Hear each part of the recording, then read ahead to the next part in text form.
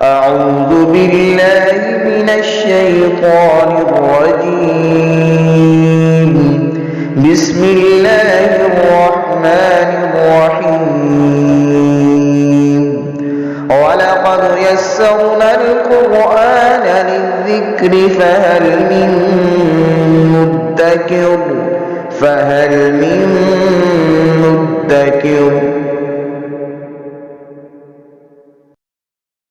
بسم اللہ الرحمن الرحیم. سورہ نساء کی 77 نمبر آیہ مبارکہ ہے.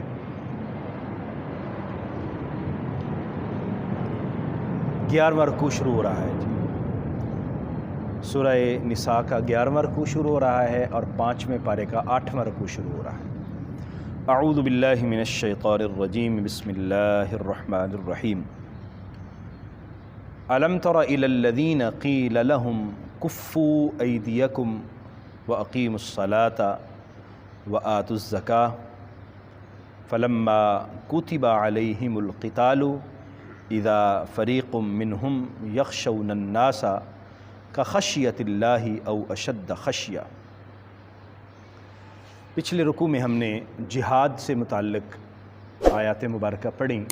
اللہ تعالیٰ نے اس میں حکم دیا کہ کفار کے خلاف عملی طور پر تلوار سے مقابلہ کیا جائے، اور جس طرح وہ اہل ایمان کو پریشان کر رہے ہیں ان کو شہید بھی کیا گیا، دکھ اور تکالیف بھی دی گئیں، اور طرح طرح سے انہیں مصائب سے دوچار کیا گیا.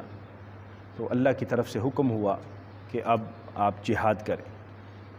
یہاں ذکر فرمایا جا رہا ہے کہ یہ اللہ تعالیٰ کی طرف سے اصل میں اس کی مرضی اور منشا پر مبنی فیصلہ ہے.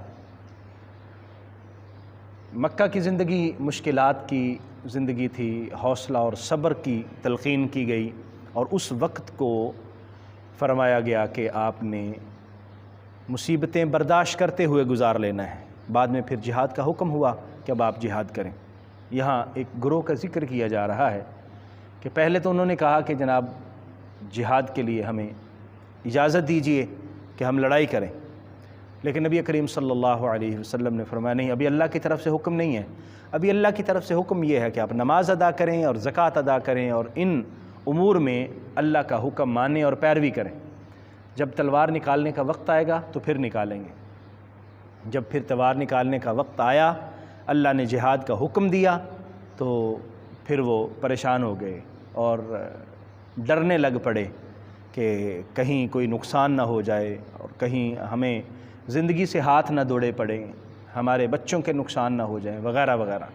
تو فرمایا کہ یہ اللہ تعالیٰ کا حکم ہے اور ڈرنا اللہ ہی سے چاہیے، اور اہل ایمان ہمیشہ اللہ سے ہی ڈرتے ہیں. یہاں ان آیات مبارکہ میں ہمیں یہ بتایا جا رہا ہے کہ موت کا جو دن ہے وہ مقرر ہے اور موت نے آنا ہی آنا ہے. تو جب وہ آئے گی تو کوئی اس کو ٹال نہیں سکتا. تو بہتر یہ نہیں ہے کہ اللہ کا حکم پورا کرتے ہوئے اور اللہ کی اطاعت اور فرما برداری کرتے ہوئے روح جسم سے جدا ہو. تو وہ اصل میں کامیابی والی موت ہے جو اللہ کے حکم کے اندر آئے. الم تر الی الذین، کہ آپ نے نہیں دیکھا ان لوگوں کو، قیل لہم، جنہیں کہا گیا تھا کفوا ایدیکم، اپنے ہاتھوں کو روک لو، واقیموا الصلاۃ، نماز قائم کرو، وآتوا الزکاۃ، زکوٰۃ ادا کرو. ابھی تلوار نہیں نکالنی، ابھی تم نے ہاتھ روک کے رکھنا ہے، ابھی لڑنا نہیں ہے. ابھی اپنی عبادت نماز کی صورت میں پیش کرو، زکوٰۃ کی صورت میں ادا کرو. یہ ابھی عبادت کا حکم ہے. فلما کتب علیہم القتال، اور لیکن جب ان پر جہاد فرض کیا گیا، جب قتال ان پر لاگو کر دیا گیا، اذا فریق منہم، تو پھر ان میں سے ایک گروہ، یخشون الناس، وہ لوگوں سے ایسے ڈرتا ہے کخشیۃ اللہ، جیسے کہ اللہ سے ڈرنا چاہیے. جس طرح اللہ سے ڈرنا چاہیے وہ لوگوں سے ڈرتے ہیں کہ کہیں ہمیں مار نہ ڈالیں، کہیں ہماری زندگیاں ضائع نہ ہو جائیں وغیرہ وغیرہ. فرمایا یہ تو اللہ تبارک و تعالیٰ سے ڈرنا چاہیے کہ موت زندگی اسی کے ہاتھ میں. او اشد خشیہ، یا اس سے بھی زیادہ ڈرتے ہیں. وقالو، اور انہوں نے کہا ربنا، اے ہمارے رب، لما کتبت علینا القتال، تو نے ہمارے اوپر قتال کو فرض کیوں کیا، ہمارے لیے لڑائی جہاد کو کیوں لکھ دیا، لولا اخرتنا الی اجل قریب، کیوں نہیں تو نے اس کو تھوڑی دیر تک مؤخر کر دیا، ابھی لڑائی رہنے دی جاتی، ابھی لڑائی فرض نہ کی جاتی، ابھی جہاد فرض نہ کیا جاتا، اس کو ذرا مزید لیٹ کر دیا جاتا، فوراً ابھی کیوں فرض کر دی گئی۔ قل، محبوب فرما دیجئے، متاع الدنیا قلیل، دنیا کی زندگی، دنیا کا متاع، دنیا کا ساز و سامان یہ کم ہے، قلیل ہے، کتنی زندگی جی لیں گے، جتنے سال بھی جی لیں گے، کتنا سرمایہ اکٹھا کر لیں گے، کتنا مال و دولت، کتنی جمع پونجی اکٹھی کر لیں گے، جتنی بھی کر لیں گے وہ قلیل ہے۔ والآخرۃ خیر لمن اتقی، اور آخرت بہتر ہے ان لوگوں کے لیے جو تقوی اختیار کرتے ہیں، جو تقوی کی طرف بڑھتے ہیں اور تقوی سے اپنے دامن کو لبریز کرتے ہیں، ان کے لیے آخرت ہے۔ دنیا تو ان کی بھی گزر جاتی ہے جو روکھی سوکھی کھاتے ہیں، اور ان کی بھی گزر جاتی ہے جو اربوں میں کھیلتے ہیں، جو کروڑ پتی ہیں، ارب پتی ہیں، ان کی بھی گزر جاتی ہیں، لیکن کامیاب وہ ہے جو آخرت کو ترجیح دیتا ہے، کامیاب وہ ہے جس نے آخرت کے لیے تیاری کر لی، کامیاب وہ ہے جس نے اللہ کو راضی کر لیا اور دنیا میں اس طرح زندگی گزاری کہ اس نے حرام کا ارتکاب نہیں کیا، اس نے اللہ کی نافرمانی نہیں کی، اس نے فرما برداری کی۔ ولا تظلمون فتیلا، اور تم پر ایک دھاگے کے برابر بھی ظلم نہیں کیا جائے گا، جس نے جو کیا، جو نیکی کی اس کو اس کا اجر ملے گا، جو گناہ کیا اس کو اس کی سزا ملے گی۔ یہ آیات مبارکہ منافقین کے متعلق نازل ہوئی ہیں۔ صحابہ کرام تو وہ عظیم المرتبت ہستیاں ہیں، وہ بلند پایہ شخصیات ہیں جو حضور علیہ الصلاۃ والسلام کے ایک اشارہ ابرو پر اپنی جان قربان کرنے کے لیے تیار ہیں۔ حضور حکم دیتے ہیں اور وہ آقا کریم صلی اللہ علیہ وسلم کے حکم کے آگے حاضر ہو جاتے ہیں۔ حضرت سعد رضی اللہ تعالی عنہ کی مثال ہمیں نظر آتی ہے۔ حضور فرماتے ہیں کہ چلو اللہ کے راستے میں جہاد کے لیے، تو مشورہ کرتے ہیں، پوچھتے ہیں صحابہ تمہارا کیا پروگرام ہے، میرے ساتھیوں بتاؤ۔ وہ عرض کرتے ہیں حضور آپ ہمیں سمندر میں چھلانگ لگانے کا حکم دے دیں، ہم آپ سے یہ نہیں پوچھیں گے کہ آپ نے حکم کیوں دیا ہے، ہم چھلانگ لگا دیں گے۔ ایک صحابی اٹھے، انہوں نے عرض کیا کہ حضور ہم یہ نہیں کہیں گے جس طرح کہ موسیٰ علیہ الصلاۃ والسلام کو بنی اسرائیل نے کہا تھا فَاذْهَبْ أَنْتَ وَرَبُّكَ فَقَاتِلَا إِنَّ هَاهُنَا قَاعِدٌ، موسیٰ آپ جاؤ اور آپ کا رب جا کے لڑے، ہم تو یہاں بیٹھے ہوئے، ہم وہ نہیں ہیں، آپ حکم کیجئے، آپ ہمیں میدان عمل میں پائیں گے، میدان جہاد میں پائیں گے۔ صحابہ کرام کی تو کیفیت یہ تھی۔ اور دوسری طرف منافقین وہ ہمیشہ بس اسی فکر میں رہتے تھے کہ ہمیں دنیا کا فائدہ کیسے مل جائے، اور اگر کہیں جہاد میں کہیں کوئی اہل ایمان کا نقصان ہوتا تو یہ بڑے خوش ہوتے، یہ دیکھو ہم نے کہا تھا نا کہ نہ لڑو، اب یہ دیکھو لڑے ہو تو نقصان ہوگا، اور اگر مسلمانوں کو فائدہ ہوتا تو پھر ان کو بھی تکلیف ہوتی، ان کو پریشانی ہوتی کہ اب ان کو فائدہ کیوں ہو گیا، اب ان کو فتح کیوں ہو گئی ہے۔ تو یہاں ان منافقین کا طرز بیان کیا گیا کہ یہ پہلے تو کہتے تھے کہ ہمیں لڑنے دیا جائے، ہم بڑے بہادر ہیں اور ہم تلواریں نکال کر دشمن کے سر قلم کر دیں گے، اور جب جہاد فرض ہوا تو پھر انہوں نے کہنا شروع کر دیا کہ ابھی اتنی جلدی فرض ہو گیا، تھوڑا سا مزید ذرا ہمیں مہلت دے دی جاتی۔ اینما تکونوا یدرککم الموت، فرمایا کہ تم جہاں کہیں بھی چلے جاؤ گے موت تمہیں پا لے گی، موت تمہیں پہنچ جائے گی۔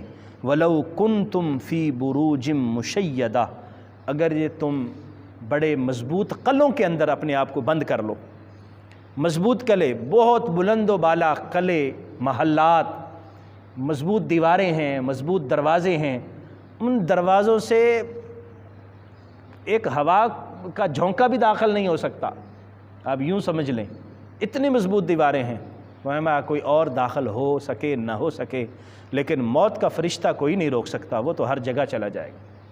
تو پھر وہ موت جو محلات میں آئے وہ بہتر ہے یا وہ اللہ کے حکم کو پورا کرتے ہوئے میدان جہاد میں آئے وہ بہتر ہے؟ موت تو وہی بہتر ہے جو اللہ کے حکم کو پورا کرتے ہوئے آئے۔ وَإِن تُصِبْهُمْ حَسَنَةٌ يَقُولُ هَٰذِهِ مِنْ عِنْدِ اللَّهِ، اور اگر انہیں کوئی اچھائی پہنچے تو کہتے ہیں کہ یہ اللہ کی طرف سے ہے۔ وَإِن تُصِبْهُمْ سَيِّئَةٌ اور اگر کوئی برائی کوئی نقصان ہو جائے یقول ھذہ من عندک، نبی کریم صلی اللہ علیہ وآلہ وسلم کو مخاطب کرتے ہوئے کہتے ہیں کہ یہ آپ کی طرف سے، یہ آپ کی وجہ سے ہوا۔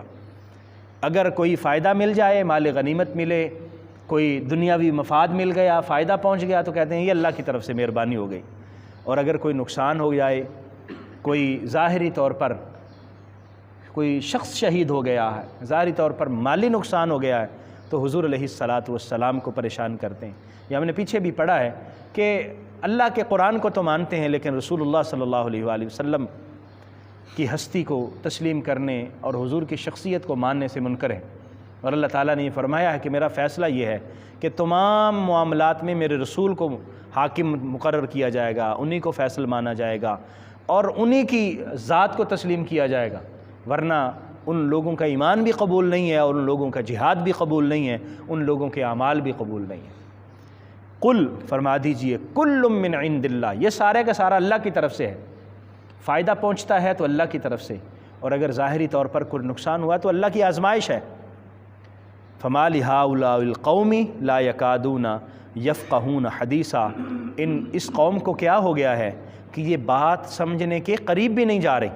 یہ منافقین جو ظاہری طور پر تو ایمان لا کر حضور کے ساتھ جمع ہیں، حضور کے ساتھ بیٹھے ہوئے، لیکن حقیقتاً ایمان سے بہت دور ہیں۔ فرمایا ان کو کیا ہو گیا ہے کہ یہ بات کو سمجھتے نہیں ہیں کہ اصل میں اللہ تبارک و تعالیٰ نے رسول اللہ صلی اللہ علیہ وسلم کی اطاعت میں، حضور علیہ الصلاۃ والسلام کی فرما برداری میں ایمان رکھا ہوا ہے۔ اگر فرما برداری نہیں ہوگی تو مومن بھی نہیں ہوں گے۔ اور پھر اس بات کو کیوں نہیں سمجھتے کہ ظاہری دنیا کا نقصان نہیں ہے، اصل نقصان آخرت کا نقصان ہے۔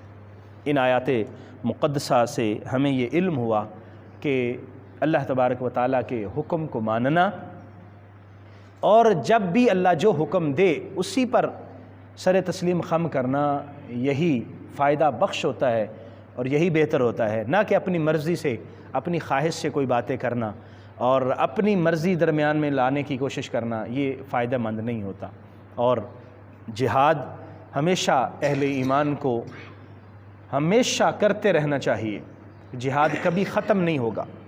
الجہاد ماضٍ الی یوم القیامہ، حضور نے فرمایا تھا کہ جہاد قیامت تک کے لیے جاری و ساری ہے، یہ ختم ہونے والا نہیں ہے۔ تو کسی بھی لمحے اور کسی بھی وقت اہل ایمان کو اجتماعی طور پر جہاد ترک نہیں کرنا چاہیے، جہاد کو جاری رکھنا چاہیے، اسی میں فائدہ ہے، اسی میں بہتری ہے۔ اور کوئی ظاہری نقصان ہو تو وہ نقصان نہیں ہے، یہ دنیا کا سامان جتنا بھی ہے یہ کم ہے، اس نے بہرحال ختم ہو جانا ہے۔ آخرت اہل ایمان کی ترجیح ہونی چاہیے۔ اللہ کریم ہمیں سمجھنے کی توفیق عطا فرمائے، آمین۔ وآخر دعوایا ان الحمد للہ رب العالمین۔